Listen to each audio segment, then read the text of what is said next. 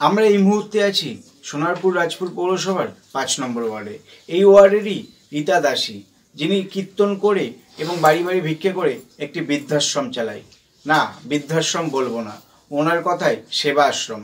তার কারণ উনি এখানে যারা থাকেন প্রত্যেককে সেবা দেন, খাওয়া দাওয়া থেকে শুরু করে চিকিৎসা সব কিছু উনি নিজে দেখেন।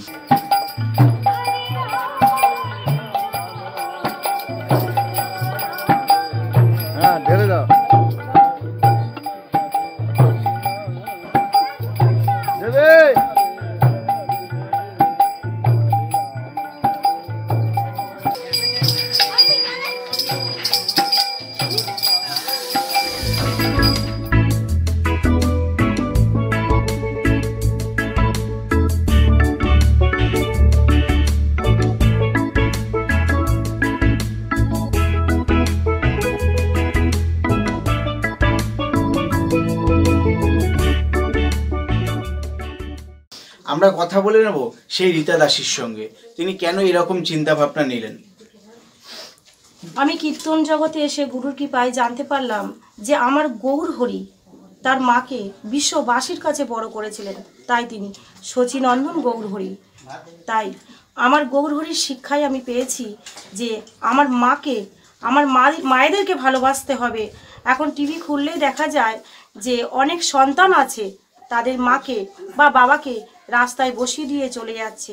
আমার গৌর হরির কথা মনে পড়ায় আমি কি করলাম, এই মায়েদের একটা সেবার ব্যবস্থা করলাম, প্রসাদ পাওয়ার ব্যবস্থা করলাম। এই আশ্রমটা আমি ভিক্ষা করে গান গেয়ে মায়েদের দুবেলা প্রসাদের ব্যবস্থা করেছি। আপনি কি কোনো রকম সরকারি সাহায্য বা কোনো কিছু সুযোগ সুবিধা পান? কোনো সাহায্য আমি পাইনি। রাধারানীর কৃপায় আমি গ্রামে গ্রামে ভিক্ষা করে কীর্তন গান করে এই মায়েদের দুবেলা প্রসাদের ব্যবস্থা করেছি। কোনো ভক্ত যদি এগিয়ে আসে এই আশ্রমের জন্যে তাহলে আমি খুব খুশি হব। কত বছর ধরে এই প্রতিষ্ঠানটা চালাচ্ছে? 8 সাল থেকে। 2008 সাল থেকে। আগামী দিনে কি আরো বড় করতে চান? যদি কোনো ভক্ত রাধারানীর কৃপায় এগিয়ে আসে খুব আনন্দ পাবো, বা এটাও আমি অনেক মায়েদের আরো রাখতে পারবো, অসহায় মায়েদের। গৌর হরির কথা চিন্তা করেই আমি এই আশ্রমটা তৈরি করার চেষ্টা করছি রাধারানীর কৃপায়। শুধু কীর্তন আর বাড়ি বাড়ি ভিক্ষে করে? হ্যাঁ, এর উপরেই আমি আশ্রমটা চালাচ্ছি।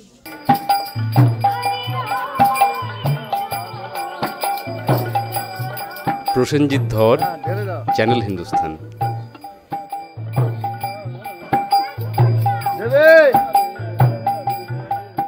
বিভিন্ন বিষয়ে ভিডিও পেতে চ্যানেল হিন্দুস্তানের ইউটিউব চ্যানেল সাবস্ক্রাইব করুন www.youtube.com/channelhindustan।